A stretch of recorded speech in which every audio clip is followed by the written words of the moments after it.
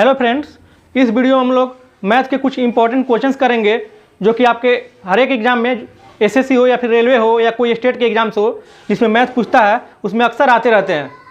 और उसके साथ साथ इस पर जितने सारे कंसेप्ट हैं सारे कंसेप्ट के बारे में हम लोग चर्चा करेंगे ताकि इस पर आधारित कोई और दूसरा सवाल भी आए तो आप आसानी से सोल्व कर सकें।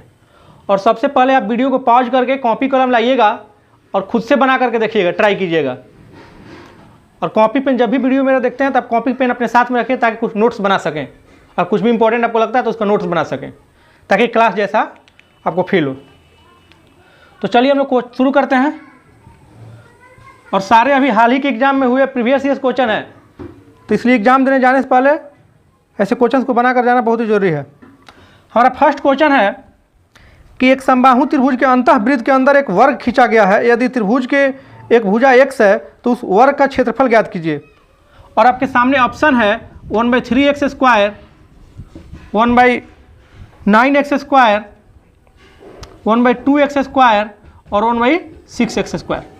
तो क्वेश्चन आपके सामने, पहले आप खुद से ट्राई कीजिए वीडियो को पॉज करके, तब फिर हम बताते हैं। आपको 10-20 सेकंड का टाइम देंगे तो वीडियो लंबा हो जाएगा। तो मेरा ये उद्देश्य है कि आपको कम समय में ज़्यादा कंटेंट बताया जा सके ताकि आपका समय बर्बाद ना हो, तैयारी अच्छे से हो। तो चलिए, क्या कह रहा था कि एक समबाहु त्रिभुज के एक समबाहु त्रिभुज है, मान लीजिए कुछ भी समबाहु त्रिभुज है, और उसके अंदर में कह रहा है कि एक अंतःवृत्त, अंत मतलब अंदर में, और समबाहु त्रिभुज किसको बोलते हैं जिसकी तीनों भुजाएं बराबर हो, अंतःवृत्त। और अंतःवृत्त के अंदर एक वर्ग खींचा गया, ये देखिए, और इसके बारे में हमसे पूछ रहा है। ये अंतःवृत्त में एक वर्ग खींचा गया है तो कह रहा है कि वर्ग का क्षेत्रफल बताना है। और समबाहु त्रिभुज के भुजा दिया हुआ है x, समबाहु त्रिभुज के भुजा दिया हुआ है x, हमको अंतःवृत्त में जो वर्ग है उसका क्षेत्रफल बताना। ऑप्शन आपके सामने है। तो सबसे पहले हम क्या करेंगे, अब समबाहु त्रिभुज में एक फार्मूला होता है अंतः त्रिज्या, यानी कि छोटा r बराबर होता है भुजा बाई 2√3। इसको हम लोग निकालेंगे भी 2√3 कैसे होता है उसकी चर्चा बाद में करेंगे। अभी पहले सोल्यूशन देखिए, a बाई 2√3 इसको बोलते हैं। भुजा को हम ये करते हैं तो अंतः त्रिज्या निकाल लेंगे। तो हमको अंतः त्रिज्या निकालेंगे तो अंतःवृत्त का क्षेत्रफल निकलेगा। अभी हमको क्या चाहिए, वर्ग का क्षेत्रफल चाहिए। तो आप थ्योरी में वृत्त में पढ़े हैं कि ये जो वर्ग का विकर्ण होता है वृत्त के व्यास के बराबर होता है। अगर वृत्त के अंदर में कोई वर्ग बनाया जाए तो वर्ग का विकर्ण किसके बराबर होता है, वृत्त का व्यास। वृत्त के व्यास के हमारा बराबर होता है वर्ग का विकर्ण। तो अब चलिए, वृत्त का व्यास क्या हो जाएगा, जब त्रिज्या हमारा यहाँ पर भुजा x है ना तो एक जगह पे x रख लेंगे। जब त्रिज्या x बटा में 2√3 है तो 2 से गुणा कर देंगे तो ये व्यास हो जाएगा, आराम से हो जाएगा। अब ये देखिए, ये वृत्त के व्यास हो गया, वर्ग के विकर्ण के बराबर है। और वर्ग का विकर्ण क्या होता है, √2 गुणा भुजा। ये सबको पता होगा, √2 गुणा भुजा। नहीं पता होगा तो जान लीजिए, √2 गुणा भुजा।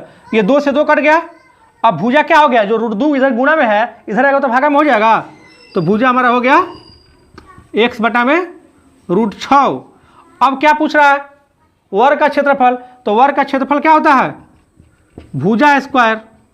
वर्ग का क्षेत्रफल होता है हमारा भुजा स्क्वायर, यानी कि x, इसको स्क्वायर करेंगे तो x स्क्वायर और √6 के स्क्वायर करेंगे तो 6 हो जाएगा। x स्क्वायर बटा में 6 हमारा आंसर हो जाएगा। तो इसी तरह से और सारे बहुत सारे इंपॉर्टेंट क्वेश्चन हम लोग करेंगे, तो अब ध्यान से इसको देखिए।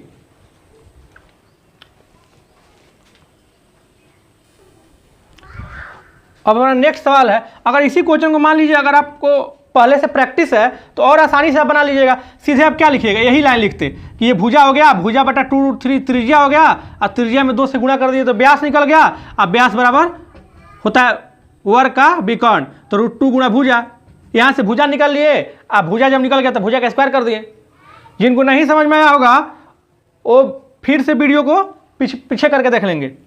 और साथ ही साथ हम लोग अब आगे इसके बाद मेंसुरेशन और ज्योमेट्री, चूंकि मेंसुरेशन से आपके ऐसे सवाल आते हैं उसमें ज्योमेट्री का भी नियम रहता है, ज्योमेट्री का भी। तो हम लोग क्या करेंगे कि मेंसुरेशन पढ़ेंगे, उसके साथ साथ ज्योमेट्री के कंसेप्ट भी पढ़ते जाएंगे ताकि हमारे आने वाला जो भी एग्जाम है उसमें आसानी से निकल सके। और बिल्कुल जीरो से, यदि आपको ये सब सवाल समझने में दिक्कत हो रहा हो या फिर बन भी जा रहा हो तो लेट लग रहा हो तो लोग एकदम बिल्कुल जीरो से लेकर के हाई लेवल तक जितने आपके एग्जाम में सवाल आ सकते हैं उतना तक हम लोग मेंसुरेशन और ज्योमेट्री को स्टार्ट करेंगे, और उसके बाद इसको ख़त्म करने के बाद फिर हम दूसरा कोई चैप्टर लेंगे। तो पहले हम लोग आज के बाद से, कल से आपको मेंसुरेशन और ज्योमेट्री के वीडियो आने लगेंगे। उसमें मेंसुरेशन के सवाल बनेंगे और ज्योमेट्री के कंसेप्ट लगेंगे, तो ज्योमेट्री बताया जाएगा, क्योंकि बिना ज्योमेट्री के मेंसुरेशन समझना मुश्किल होगा। तो इसलिए हम लोग दोनों को साथ साथ समझेंगे, जो भी ज्योमेट्री का कंसेप्ट आएगा उसको हम समझते चलेंगे। तो ये इसमें ज्यामिति और क्षेत्रमिति दोनों था इस सवाल में भी। अब चलिए नेक्स्ट सवाल है। नेक्स्ट सवाल है हमारा अगला, देखिए इसमें भी ये ज्यामिति का सवाल है। कहा कि ये यदि ABCD एक चक्रीय चतुर्भुज है। अब बताइए चक्रीय चतुर्भुज क्या होता है? चक्रीय चतुर्भुज उस चतुर्भुज को कहते हैं जो वृत्त के अंदर हो, या फिर ऐसा चतुर्भुज जिसके परिवृत्त हो, बाहर में वृत्त हो, और चारों शीर्ष जो है वृत्त पर होना चाहिए। चारों शीर्ष चतुर्भुज का वृत्त पर होना चाहिए, वैसे चतुर्भुज को हम क्या बोलेंगे? चक्रीय चतुर्भुज। तो ये कह रहा है कि ABC और D चक्रीय चतुर्भुज है, और ABC समबाहु त्रिभुज है। AB और C, तो यहाँ पर एक विकर्ण खींचेंगे तब ना होगा। AB और C समबाहु त्रिभुज का मतलब तीनों भुजा हमारा आपस में बराबर, और जब तीनों भुजा आपस में बराबर हो जाएगा तो तीनों कोण क्या होगा? 60-60 डिग्री का।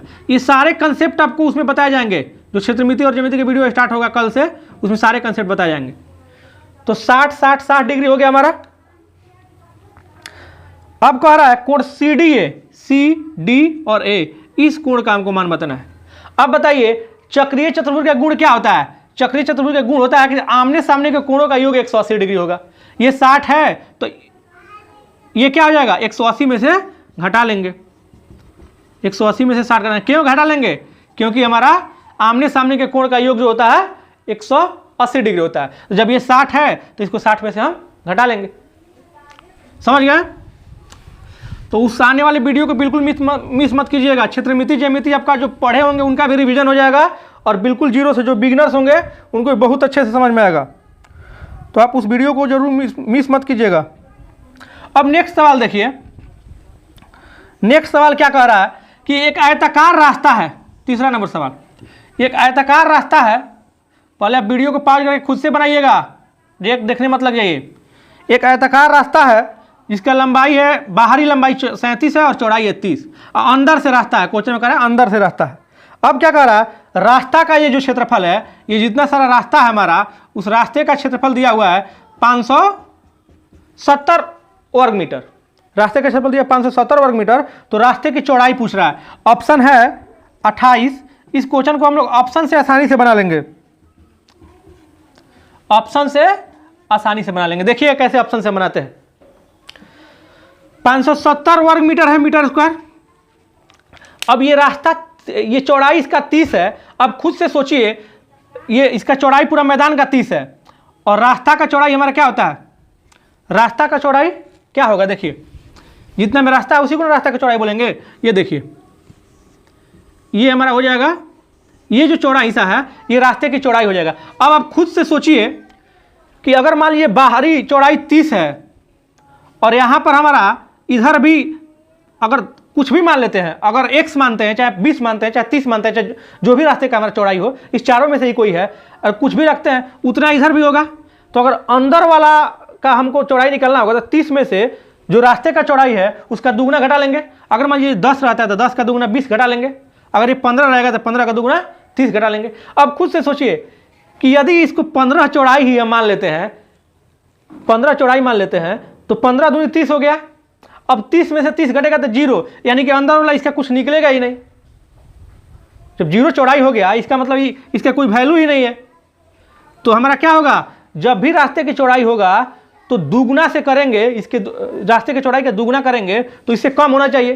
तो 28 तो होगा ही नहीं, 28 दूनी 56 हो जाएगा, ये तो ऐसे कैंसिल हो जाएगा। अब 15 दूनी 30 भी नहीं होगा, बचा क्या हमारा? 5 और 10। तो एक बार 5 लेकर के देख लेंगे, एक बार 10 लेकर के देख लेंगे, आसानी से बन जाएगा। नहीं तो मेथड से बनाइएगा तो उसको भी बताएंगे, उसमें आपको द्विघात समीकरण हल करना पड़ेगा, थोड़ा सा लंबा हो जाएगा। तो मान लीजिए हम 5 लेकर सोल्व करते हैं, तो 5 5 दोनों तरफ से 10, तो रास्ते की चौड़ाई कितना हो गया? अंदर वाला का चौड़ाई कितना हो गया? 20। इधर से भी 5 घटा लिया, इधर से भी 5 घटा लिया, 30 था तो 20 बच गया। और लंबाई निकालने के लिए क्या करेंगे? पूरा लंबाई जब 37 था हमारा, इधर से भी 5 घट जाएगा, इधर से भी 5 घट जाएगा, दोनों तरफ से 5 5 घटेगा ना, तो 10 घट गया तो 27। 27 गुणा 20, ये हो गया अंदर वाला के क्षेत्रफल। और बाहर वाला के क्षेत्रफल में से जब अंदर वाला के क्षेत्रफल को हम घटा लेंगे तो क्या बच जाएगा, सिर्फ रास्ता बच जाएगा। या फिर आप ऐसे भी चेक कर सकते थे कि सिर्फ रास्ता निकालना है ना, तो ऐसे बांट लीजिए इसको, तो ये एक रास्ता हो गया, ये उतना ही रास्ता होगा, और ये जितना होगा उतना ये होगा। तो पहले इन दोनों रास्ता को निकाल लेते हैं, तो क्या हो जाएगा, हमारा लंबाई कितना है 37 और चौड़ाई कितना लिए है 5, अब गुणा 2 कर देते हैं, इधर वाला का भी हो गया। अब इसमें चलिए, इसमें करेंगे तो चौड़ाई हमारा ऊपर से 5 चूँकि पहले से ले लिए हैं तो इसलिए घट जाएगा, तो 20 हो जाएगा हमारा, प्लस 20 और गुणा रास्ते को चौड़ाई था 5, और दोनों तरफ है ना, इधर का भी रास्ता और इधर का भी रास्ता, तो गुणा क्या हो जाएगा हमारा 2 हो जाएगा। अब चलिए 20 5 100 और 100 में 2 से गुणा किए 200 और प्लस इधर 370, यानी कि 570 मीटर स्क्वायर।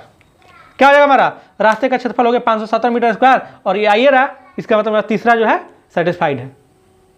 इन दोनों को तो चेक ही करने की जरूरत नहीं है, यही दोनों को चेक करना है। तो अगर 10 भी पहले आता तो एक बार हम 10 चेक करके देख लेते हैं, चाहे सोचते तो भी आपका हो जाता कि अगर 10 है तो 10 दूनी 20 घटा लेंगे 30 में से, तो क्या बचेगा, सिर्फ 10 बचेगा। और 10 गुणा 2 ये 200 हो गया, और इधर से करेंगे तो 37 गुणा 10 और गुणा 2, तो क्या हो जाएगा 37 दूनी आपका जोड़ने पर उतना आएगा ही नहीं।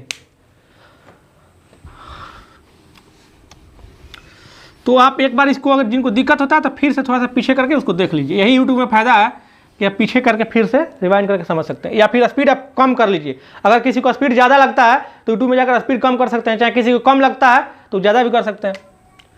अब चलिए, इसको अगर मेथड से बनना होता है तो हम क्या करते, रास्ते की चौड़ाई को हम मान लेते x, सेम वही प्रोसेस है, रास्ते की चौड़ाई को मान लेते x। तो जब ये 37 था, ये 30 था, तो यहाँ ये हमारा क्या है x है, इधर भी क्या है x है, दोनों रास्ते की चौड़ाई है ना, तो 37 गुणा x कर देते और गुणा 2 कर देते, तो यहाँ तक का निकल जाता, इधर का भी और इधर का भी। अब प्लस, अब इस 30 में क्या करते कि 30 में से x घटाते, नहीं सॉरी, दोनों तरफ से x है ना, इतना कम हो जा रहा है क्योंकि इतना तो हम पहले इसमें से ले चुके हैं, इधर से भी इतना कम ही हो जा रहा है इसमें, क्योंकि ये शामिल हो चुका है, तो x 2x कम होगा ना, तो 2x हम घटा लेंगे। अब ये क्या हुआ, हमारा चौड़ाई हो गया, लंबाई इसमें काम करेगा, और रास्ते की चौड़ाई क्या था x था, और सब किसके बराबर है 570, तो यहाँ से आपका x का द्विघात समीकरण निकालना पड़ेगा, वो लंबा हो जाएगा, इसलिए हमको ऑप्शन से कर लेंगे। तो आप ऑप्शन से भी जिस क्वेश्चन को माने जैसे जल्दी बन जाए उस तरीका से, बस आपको एग्जाम में याद रहना चाहिए, ये नहीं कि 10 ट्रिक रट लिए हैं और 10 ट्रिक रटने के बाद एग्जाम में जा रहे हैं तो सब कुछ भूल जा रहा है, वो ऐसा नहीं होना चाहिए। तो आपको सवाल जब प्रैक्टिस कराया जाएगा तो ये भी बताया जाएगा कि कैसे इस क्वेश्चन को एग्जाम में बताना है। अब नेक्स्ट सवाल है कि ABC केंद्र O वाले वृत्त पर स्थित है, कोण ACB 47.5 डिग्री, लघु वृत्तखंड AB पर बना कोण AOB ज्ञात कीजिए। अब ये वृत्त है, इसमें ABC 3 गो बिंदु है वृत्त पर, यही ना कह रहा है, ABC वृत्त पर बिंदु है और O वृत्त का केंद्र है। कोण ACB, A C और B, कोण ACB 47.5 डिग्री, 47.5 डिग्री, लघु वृत्तखंड AB पर बना कोण AOB ज्ञात कीजिए। AB पर लघु वृत्तखंड है, AB पर केंद्र पर बना कोण AOB बताना है, ये AOB कितना आसान है, ये आप जानते हैं। तो आप पढ़े होंगे कि केंद्र पर का कोण परिधि पर के कोण का दुगुना होता है, तो इसको दुगुना कर दीजिए, 2 से गुणा करेंगे तो 47.5 है, तो 47.5 में 2 से गुणा करेंगे 95 डिग्री हो जाएगा। तो थ्योरी आप जानते रहते तो आसानी से बना देते। नेक्स्ट क्वेश्चन देखिए, नेक्स्ट क्वेश्चन कह रहा है कि 2 गोलों के आयतनों का अनुपात ज्ञात कीजिए जिनके वक्र पृष्ठ का क्षेत्रफल 1:4 है। अगर वक्र पृष्ठ का क्षेत्रफल 1:4 है तो वक्र पृष्ठ होता क्या है, गोला में तो वक्र पृष्ठ और संपूर्ण पृष्ठ बराबर ही होता है हमारा। तो जब वक्र पृष्ठ का इसका क्षेत्रफल का अनुपात दिया हुआ है 1:4, इसका मतलब त्रिज्या का अनुपात क्या हो जाएगा, इसका वर्गमूल निकाल लेंगे 1/2, क्योंकि दोनों स्क्वायर था तो उधर जाएगा तो क्या हो जाएगा वर्गमूल, 1 अनुपात हमारा 2 हो गया। अब आयतन क्या होता है 4/3 पाई r3, यानी कि r के क्यू, ये तो कट जाएगा दोनों में, तो सीधे 1:1/2 के क्यू कर देंगे, यानी कि 1:8। तो इस क्वेश्चन को आपको बनाने के लिए पेन भी उठाने की जरूरत नहीं था, एग्जाम में तो सीधे दिखता ये क्षेत्रफल है 1:4, ये क्षेत्रफल स्क्वायर में होता है और आयतन जो है क्यू में होता है, तो इसका वर्गमूल निकाल लेंगे 1:2 हो जाएगा और फिर इसका क्यू कर देंगे 1:8। इसको बनाने के लिए तो आपको पेन भी उठाने की जरूरत नहीं था, समझ गया। यदि जिनको दिक्कत हो रहा है थोड़ा सा भी, या फिर क्षेत्रमिति ज्यामिति में लगता है टाइम ज़्यादा लगता है या कुछ कंसेप्ट भूल रहे हैं, रिवीजन करने की जरूरत है, तो जो भी क्षेत्रमिति के ज्यामिति का वीडियो होगा जरूर उसको देखिएगा। तो बिल्कुल जीरो लेवल से एकदम छोटा छोटा बारीक बारीक चीज़ों को बताया गया है और बारीक बारीक चीज़ों से ही बड़ा बड़ा सवाल बनता है, ये भी ध्यान दीजिएगा।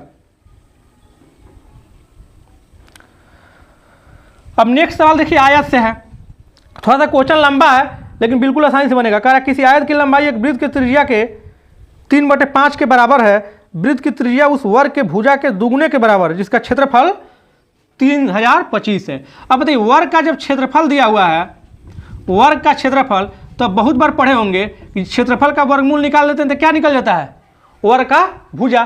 तो इसका वर्गमूल निकालिए, क्या आ जाएगा हमारा 55, वर्ग के भुजा निकल गया।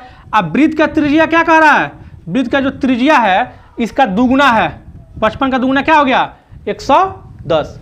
और आयत का जो लंबाई है कह रहा त्रिज्या के 3/5 के बराबर है, तो आयत का लंबाई क्या हो जाएगा, आयत का लंबाई त्रिज्या के 3/5 के बराबर, त्रिज्या के 3/5 के बराबर। तो यहाँ से 22 कर दिए, 22 यही 66 लंबाई हो गया। और आयत का जो चौड़ाई कह रहा था कि इसके आयत का चौड़ाई वर्ग की भुजा के 5वें भाग के बराबर, तो वर्ग की भुजा क्या है 55, अब 55 का 5वां भाग कर लेना यानी कि 1/5, तो ये हो गया हमारा 11। अब क्वेश्चन क्या कर रहा है कि आयत का क्षेत्रफल बताएं, तो आयत का क्षेत्रफल सब लोग जानते हैं, लंबाई गुणा चौड़ाई, गुणा कर लेना है। 66 में 11 से गुणा कीजिए, 66 2 बार लिख दीजिए, 6 ये 6 12 1 6 1 7 यानी कि 726 सेंटीमीटर स्क्वायर। क्या हो जाएगा हमारा 726 सेंटीमीटर स्क्वायर।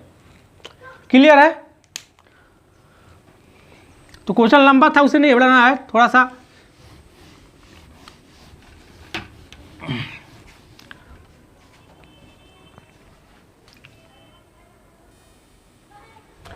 बहुत इंपॉर्टेंट क्वेश्चन है। इस टाइप के क्वेश्चन हमेशा एसएससी में भी पूछते हैं और रेलवे में भी पूछे हुए हैं, एनटीपीसी में। तो आपके आने वाले जो भी एग्जाम होगा उसके लिए बहुत इंपॉर्टेंट है, चाहे एसएससी जीडी हो या एमटीएस हो या कोई भी एग्जाम हो। अब ये कह रहा है क्वेश्चन कि त्रिभुज एबीसी की कोई भुजा है बीआई और सीआई, सॉरी एबीसी कोई त्रिभुज है बीआई और सीआई, कोण एबीसी और एसीबी बीआई और सीआई यानी कि ये हो गया, इसके समद्विभाजक हैं, कोण के समद्विभाजक हैं। तो कोण बीएसी जो है हमारा 45 डिग्री है, कोण बीएसी 45 डिग्री है। तो बीआईसी का माप ज्ञात कीजिए, किसका माप कहते हैं बीआईसी का। देखिए आपको डायरेक्ट फार्मूला भी होता है ये, बीआईसी बराबर 90 प्लस कोण a/2।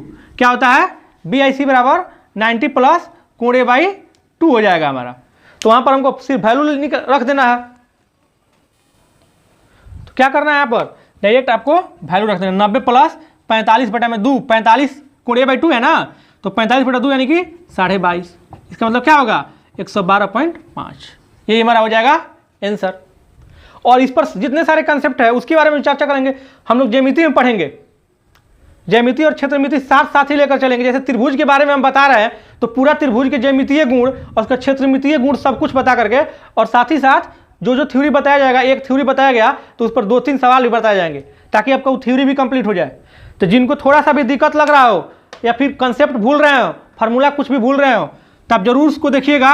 उस सीरीज में सारे क्षेत्रमिति और ज्यामिति कवर हो जाएंगे, और क्षेत्रमिति और ज्यामिति से आपके 5 से 10 सवाल दोनों चैप्टर से मिला करके रहते हैं। बहुत इंपॉर्टेंट टॉपिक है। तो हम लोग कल से मैथ में क्षेत्रमिति और ज्यामिति को स्टार्ट करेंगे। और जो लोग साइंस नहीं देख रहे हैं, साइंस में जिनको दिक्कत है, फिजिक्स के न्यूमेरिकल का हम लोग वीडियो बना चुके हैं। फिजिक्स के न्यूमेरिकल में आपको ग्रुप डी में निश्चित है कि क्वेश्चन रहते हैं, हमेशा रेलवे के एग्जाम्स रहते हैं, एसएससी में भी कभी कभी साइंस में पूछ देता है। जरूर उस वीडियो को भी देखिएगा। साइंस फिजिक्स के न्यूमेरिकल का 4-5 पार्ट है, उसमें सारे न्यूमेरिकल कवर कर दिया गया है जितना आपके एग्जाम में आ सकता है। और साथ ही साथ हम लोग अभी साइंस में जीव विज्ञान बिल्कुल जीरो से पढ़ रहे हैं, और उस वीडियो को नहीं देखे होंगे तो देखिएगा और रिवाइज भी करते रहिएगा आप नोट्स बना करके।